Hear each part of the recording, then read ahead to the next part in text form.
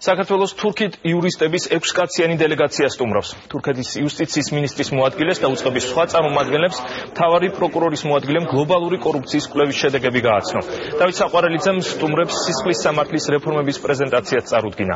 აგრეთვე ისაუბრეს ქვეყანაში განხორციელებულ სხვა ინოვაციებზეც, განრიგდებისა და მედიაციის პროექტებზე.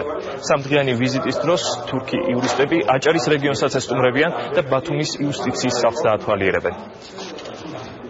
ჩვენ მათ გავაცანით ჩვენი წარმატებული რეფორმები სისხლის სამართლის კუთხით, ორგანიზებული დანაშაულის დამარცხების კუთხით, კორუფციასთან წინააღმდეგ წარმატებული ბრძოლის კუთხით არიან კმაყოფილები.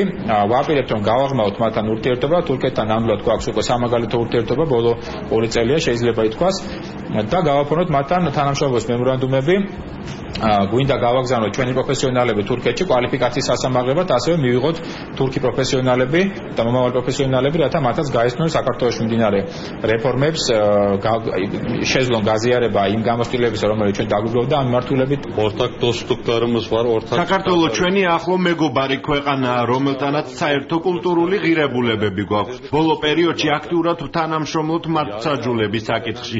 ჩვენ ორ ქვეყანას შორის მოქმედი სამართლებრივი ურთიერთდახმარების ხელშეკრულების ფარგლებში თანამშრომლობთ. ვიზიტის საკმაოდ ნაყოფიერია. გეგმავთ რომ ივნისში ფართო სამუშაო ჯგუფით ვეწვიოთ თქვენს ქვეყანას.